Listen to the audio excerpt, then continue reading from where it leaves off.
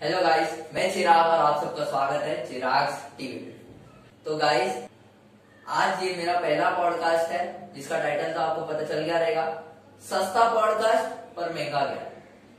ठीक है, ये टाइटल मैंने क्यों रखा ये बाद में बात करेंगे। पहले हमारे जो गेस्ट है मयूरेश वड़के, जो कि मेरे बहुत अच्छे फ्रेंड है, उसके बारे में हम इंट्रोडक्शन लेते हैं। हाय गाइस, मैं मयूरेश वड़के। मैं अभी जस्ट 10th पास हूँ और मैं स्कूल गेम्स में नेशनल मेडलिस्ट हूँ, नेशनल सिल्वर मेडलिस्ट हूँ और मेरी ऐसी इच्छा है कि मैं ओलंपिक्स में और वर्ल्ड चैंपियनशिप में इंडिया को रिप्रेजेंट कर सकूं। तो गाइस, जैसे कि आपने सुना कि ये पहले 3 साल पहले नेशनल सिल्वर मेडलिस्ट थे, उसके बाद अब तक नेशनल सिल्वर मेडलिस्ट क्यों नहीं हुए, नेशनल चैंपियन क्यों नहीं बने, उसकी बात आप आगे पता चलेगा आपको। बट मैं ये कहना चाहूंगा कि आप इनको बस सपोर्ट कीजिए, क्योंकि इंडिया का ओलंपिक्स में जाने का पहला यही प्रॉब्लम है कि कोई उनको क्या बोलते हैं, स्पॉन्सर नहीं करते। ठीक है, स्पॉन्सरशिप बहुत इंपॉर्टेंट है।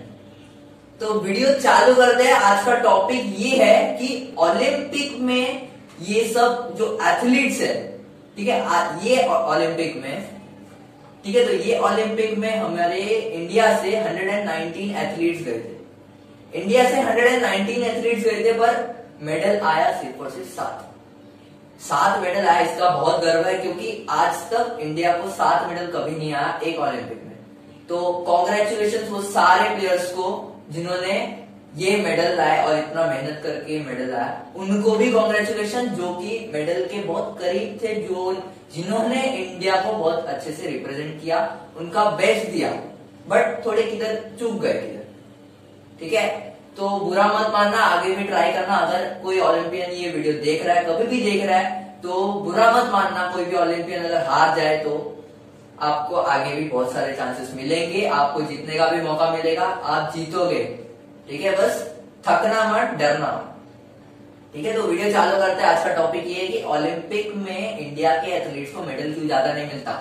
इसके पहले भी मैंने ये वीडियो बनाया था, बट इस बार मैंने थोड़ा अलग टेक्निक इस्तेमाल किया है। इस बार मैंने मयूरेश वाड़के, जो कि खुद प्रोफेशनली कराटे गेम्स में खेलते हैं, फिलहाल तक तो खेलते हैं, आगे देखा जाएगा क्या नहीं होगा। तो जब तक ये लोग खेल रहे हैं, अब तक इनकी उम्र में नेशनल सिल्वर मेडलिस्ट मारना तो बहुत बड़ी बात है। महाराष्ट्र में इन्होंने 2017 में डीएसओ स्कूल गेम्स में नेशनल सिल्वर मेडलिस्ट लाया था। ठीक है, बहुत बड़ी बात है, बहुत गर्व की बात है कि महाराष्ट्र को भी कोई रिप्रेजेंट कर रहा है। सब लोग महाराष्ट्र को रिप्रेजेंट नहीं कर पाते, बहुत बड़ी बात है। नेशनल मेडल भी मारना बहुत टफ होता है। तो इनको अच्छी तरह से पता है कि अंदर गेम्स की क्या होता है, नहीं होता है, क्या किस वजह से एथलीट्स क्यों जाते हैं, नहीं जाते हैं। इनका भी एक स्टोरी उसमें अवेलेबल ये है कि 3 साल पहले जब इन्होंने नेशनल सिल्वर मेडलिस्ट मारा था, नेशनल सिल्वर मेडलिस्ट मारने के बाद इनका ये सपना था कि अगले साल में डीएसओ में गोल्ड मेडल मारूं, बट वो गोल्ड मेडल वो नहीं मार पाए। उन्होंने डीएसओ के डिस्ट्रिक्ट में गोल्ड मेडल मारा, पर जोनल में वो एलिमिनेट हो गए। वो एलिमिनेट होने का क्या राज था और क्यों एलिमिनेट हुए, वो आज मयूरेश वड़के से आप सुन लीजिए। वो स्टोरी में आपको पूरा मालूम पड़ जाएगा कि ये सिर्फ और सिर्फ एक गेम्स में नहीं, सारे गेम्स में होते हैं। आगे भी बहुत सारे वजह है जिसमें ओलंपिक एथलीट्स के बारे में बात करेंगे, जो इंडियन एथलीट्स, गरीब एथलीट्स है, उनके बारे में भी बात करेंगे। फिलहाल आप पहले ये स्टोरी सुन लीजिए कि उन्होंने ये 2 साल पहले नेशनल चैंपियन क्यों नहीं बने, उन्होंने महाराष्ट्र को कैसे रिप्रेजेंट नहीं किया, वो हम आज उनसे सुनेंगे। ओके, थैंक यू चिराग। मेरा डीएसओ का मैच खत्म हुआ और मैं गोल्ड मेडल मारा और मैं जोनल लेवल पे गया। जब धारावी स्पोर्ट्स कॉम्प्लेक्स में खेला, तभी हम लोग का वेट सब हो गया। मेरे सर किधर बिजी थे और मैं किधर बिजी था। तो जब भी हम लोग का फर्स्ट मैच हुआ, फर्स्ट बाउट में हम लोग का मैच हुआ, तभी मेरा नंबर 2nd नंबर था और जिसका था उसका हटा के मेरा दिया मैच। तो खेला मैच खेला, फर्स्ट हम लोग का राउंड हुआ। तो मैं जब भी उसको अटैकिंग में जा रहा था, जब भी खेल रहा था, तभी मेरे को पॉइंट्स के अलावा सब वार्निंग दे रहे थे। तो वार्निंग देके बीच में जब भी पॉइंट्स लेने जा रहा था, तभी मैच रुका रहे थे। बहुत चीटिंग हुई थी। और जब भी मेरा मैच खत्म हुआ तो मुझे एलिमिनेट कर दिया और मैं मैच हार गया। तो आगे की जर्नी उनकी खत्म हो गई। उनका सपना था कि ये साल उनको नेशनल चैंपियन कुछ भी करके बनना ही था, बट वो जोनल लेवल पे कुछ ना कुछ चीटिंग हो गया और हो गया, ये हादसा हो गया। तो ये हादसा क्यों हुआ वो आपको समझ में आ रहा है? मेन प्रॉब्लम है कि जो कि एथलीट्स में जो काबिल एथलीट्स है, जो रात दिन मेहनत करते हैं, खून पसीना एक कर देते हैं गोल्ड मेडल पाने के लिए, उनको नहीं दिया जाता। क्यों नहीं दिया जाता? इंडिया में एक बहुत बड़ी प्रॉब्लम है। प्रॉब्लम ये है कि पॉलिटिक्स बहुत है। बाहर के देश की मैं नहीं बता सकता क्योंकि मैं बाहर देश में रहता नहीं हूँ, मैं रहता हूँ इंडिया में, तो मैं इंडिया की बात करता हूँ। तो इंडिया में प्रॉब्लम ये है कि पॉलिटिक्स बहुत है। स्कूल में पॉलिटिक्स, कॉलेज में पॉलिटिक्स, गेम्स में पॉलिटिक्स, बिजनेस में पॉलिटिक्स, हर चीज में पॉलिटिक्स है। ये पॉलिटिक्स की वजह से जो कि काबिल लोग रहते हैं वो ऊपर नहीं आ पाते। अभी आपने जो स्टोरी सुना महेश वड़के की, ये महेश वड़के आज कम से कम 4-5 साल से ट्रेनिंग ले रहे, बहुत साल से ट्रेनिंग ले रहे हैं हमारे साथ। उससे पहले भी वो पहले ट्रेनिंग लेते थे कहीं और, वो हमारे साथ आए कुछ साल पहले और हमारे साथ ट्रेनिंग लिया। हम एक साथ ट्रेनिंग लेते थे और वो हमारे से बेटर गेम खेलते थे। तो इसलिए उनका सपना ये था कि उस साल नेशनल मेडल मारना है, बट उसके पहले थोड़ा सा वो और वो जो सर थे उनसे अनबन हो गई। तो उसका मतलब क्या हो गया कि अनबन हो गया, तो अभी मैच हरा देने का गुस्सा निकालना। फिर पॉलिटिक्स में और क्या क्या आता है कि ऐसे सारे गेम्स में, मैं ओवरऑल का बात कर रहा हूँ कि सारे गेम्स में क्या होता है, जो सर्स होते हैं वो भी कभी कभी रेफरीज बनते हैं गेम्स में। तो क्या होता है कि वो अपना स्टूडेंट जब भी उनका स्टूडेंट जब भी गेम खेलता है, समझो एथलेटिक्स हो गया, कुछ भी हो गया, कराटे है, जैसे कि ये महेश वड़के खेलते हैं, ठीक है, उनके खिलाफ जो भी सर है वो उनके ये स्टूडेंट के खिलाफ नहीं, जो सर वहां पे रेफरी है वो इनके खिलाफ नहीं है, ऐसा हो सकता है। बट इनके जो अपोनेंट है वो उनके स्टूडेंट है। अभी हर एक सर यही चाहेगा कि अपना मेरा स्टूडेंट तो जीते ना भाई, पर हर एक सर कभी भी ईमानदारी से काम नहीं लेता। उस रेफरीज को पता है, वो सर्स को पता है, सर्स को, रेफरीज को, सारे ऑफिशियल्स को पता है कि ये उसमें उतना टैलेंट नहीं जिसमें जितना इसमें है, पर फिर भी वो लोग हरा देते। क्यों हरा देते? अपने स्वार्थ के लिए। स्वार्थ के लिए इन द सेंस क्या कि हमारा क्लास का नाम रोशन होगा, हमारे यूनिवर्सिटी का नाम रोशन होगा, हमारे एकेडमी का नाम रोशन होगा। हम वाला वर्ड है ना वो बहुत ऊंचाई पे बढ़ गया। तो इस वजह से क्या होता है कि बड़े बड़े जो कॉम्पिटिशन होते हैं उसमें अच्छे एथलीट्स नहीं जा पाते। जो हीरे होते हैं, जो कोयले के खान से एकदम तराश के उसको निकालते हैं, उस हीरे को वो लोग नीचे डुबाना चाहते फिर से। जैसे कि तो तूफान पिक्चर तो आपने देख लिया होगा, बहुत फेमस हुआ था।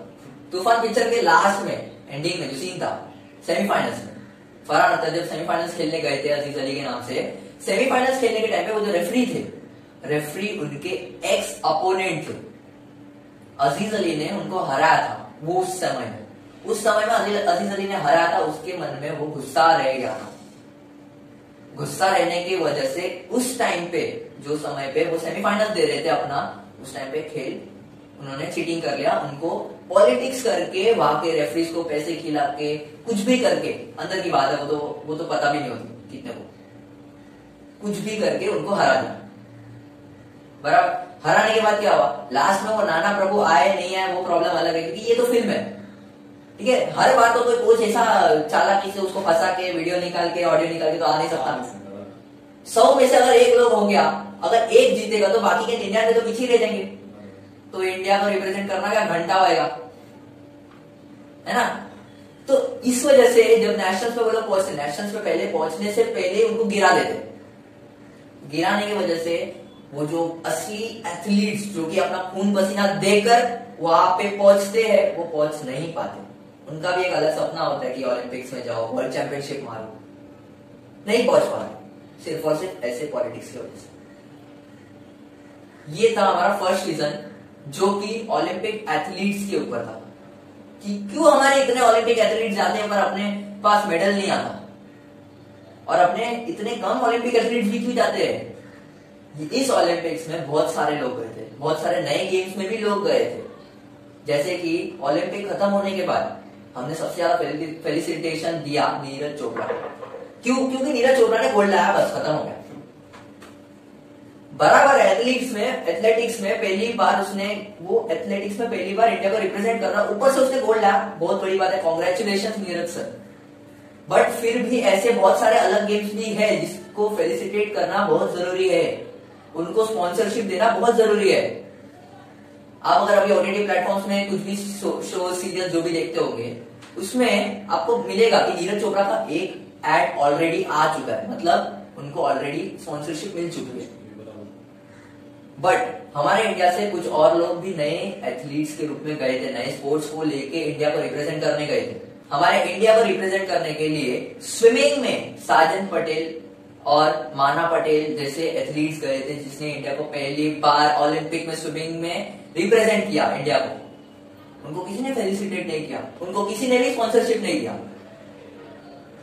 जबकि वो हकदार है। वो इंडिया के पहले ऐसे एथलीट्स हैं जो कि इंडिया को स्विमिंग में रिप्रेजेंट कर रहे हैं। भावना देवी ने, जिसने इंडिया को बता दिया कि फेंसिंग भी गेम है एक इंडिया में।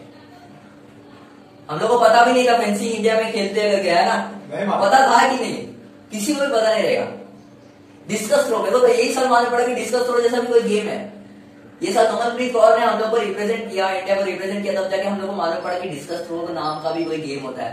फाइनल पे लेके गए, फिर भी हार गए, वो अलग बात है।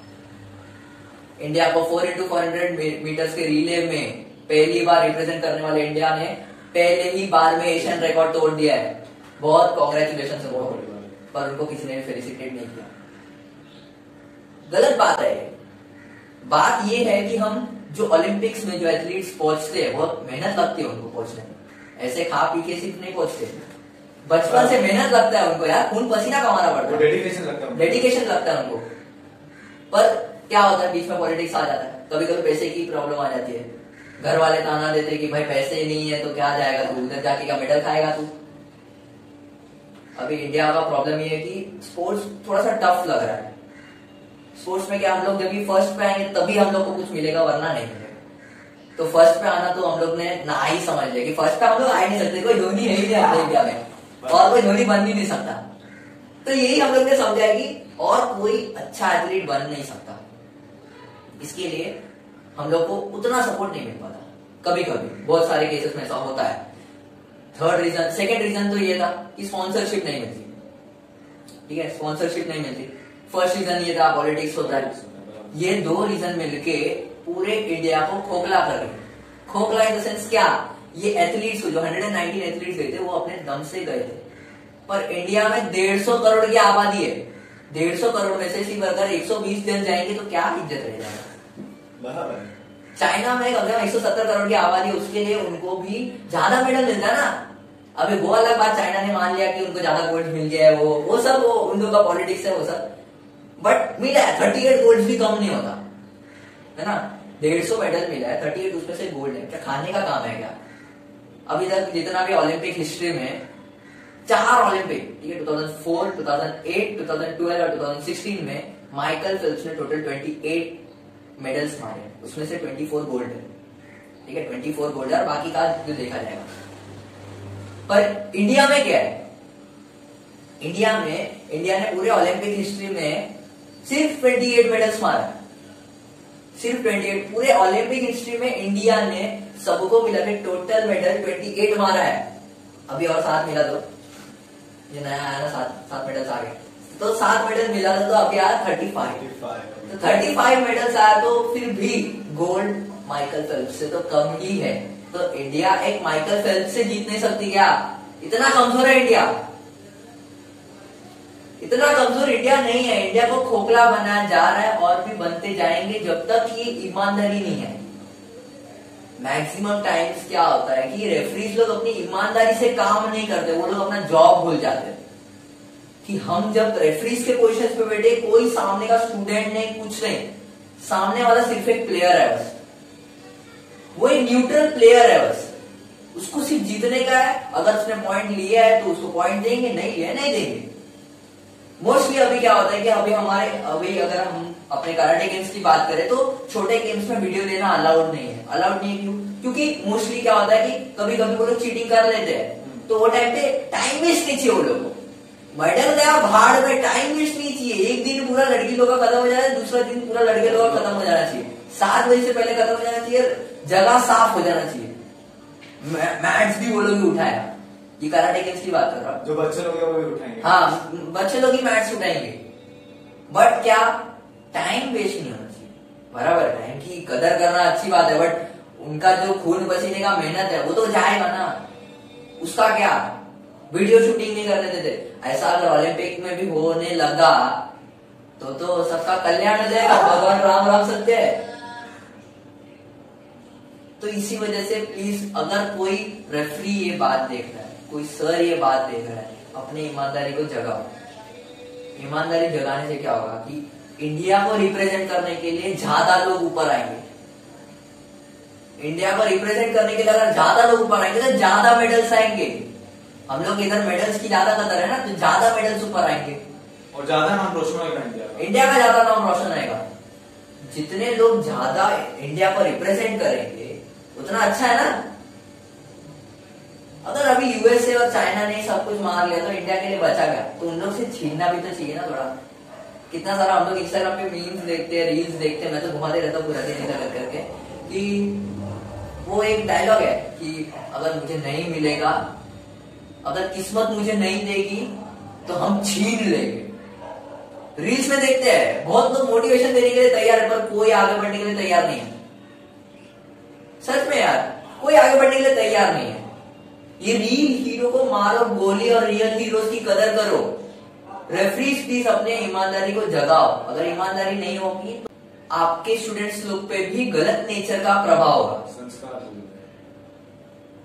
क्योंकि आप अगर चीटिंग कर रहे हो, उसको तो पता है आपने चीटिंग किया, क्योंकि उसको वो गेम खेल रहा है, उसको पता नहीं, ऐसा तो हो ही नहीं सकता है ना। वो पॉइंट लिया नहीं लिया, उसको सामने से वार्निंग मिल गया है, उसको तो पता है, उसने तो मजे है, उसको जीतने का मिल रहा है, गोल्ड मेडल मिल रहा है, मेरे को और क्या चाहिए भाई।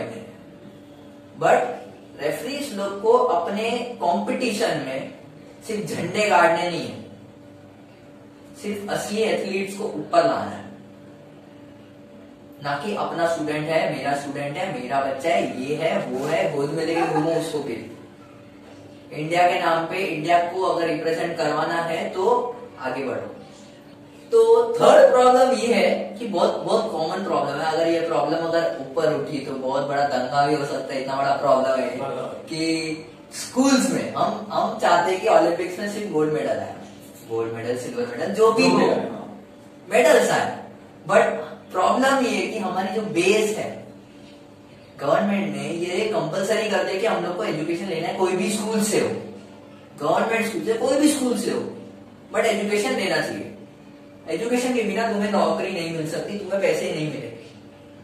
बट बेस में क्या है, हफ्ते में एक बार पीटी, वो भी कभी कभी नसीब में, नसीब रहेगा तो भी एक बार पीटी पीरियड हफ्ते में मिलेगा, क्योंकि वरना मैथ्स है, इंग्लिश की टीचर आती है, बोलेंगे क्या सिलेबस कंप्लीट करना है। ये तो सब टीचर्स का रेगुलर डायलॉग रहता है, सिलेबस कंप्लीट करना है हमें। सॉरी पॉडकास्ट थोड़ा लंबा जा रहा है, बट टॉपिक इंपॉर्टेंट है, उसको समझाना इंपॉर्टेंट है। जब तक सब ठीक नहीं हो जाता तब तक वीडियो बनाना जारी रहेगा। ये स्कूल्स लोग अगर दिन में अगर एक भी पीटी पीरियड रख देते आधे घंटे के लिए भी, तो भी बहुत बड़ी बात है। आधे घंटे के लिए अगर एक दिन बच्चा खेल लिया तो क्या होगा। भुवन बाम ने तो बता ही दिया कि ये स्कूल वाले रिले का बैटन बच्चे लोग के हाथ में देते हैं और रिले का बैटन बाद में बच्चे लोग ट्यूशन वाले को देते हैं। मतलब जो पढ़ाई हम लोग स्कूल में करते हैं उसके बाद हम लोग ट्यूशन में भी करेंगे वही सेम। तो हम लोग के पास खेलने के लिए टाइम किधर है, और हम लोग इधर एक्सपेक्ट करें लाओ लाओ लाओ ओलंपिक गोल्ड मेडल लाओ, ओलंपिक गोल्ड मेडल लाओ। नहीं होगा ऐसा। अभी ऐसा हो रहा है कि जब भी पहले बच्चे थे तो उन लोगों को पहले कैसा पढ़ाई के लिए बुलाना पड़ता था, हम लोग बाहर ही रहते थे। बराबर। अभी कैसा, अभी सब लोग मोबाइल पे ही, कोई बाहर खेलने नहीं जा रहा है। ये भी एक प्रॉब्लम है कि ये मोबाइल आ गया तो क्या है, हम लोग को खेलने को मजा नहीं आता।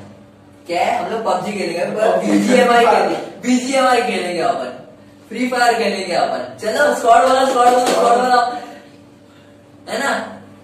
तो मोबाइल गेम्स की वजह से भी बहुत सारा होता है। बट वो अलग बात है कि वो उनके प्रॉफिट के लिए वो लोग बना रहे, बच्चे लोग गेम खेल रहे हैं, उसको उन लोग की गलती नहीं है। वो बच्चे लोग की गलती है, उनको अपना इंटरेस्ट उन लोगों को जनरेट करना है ना, और अगर इंटरेस्ट मिल गया तो उनको अप्रिसिएट करना चाहिए।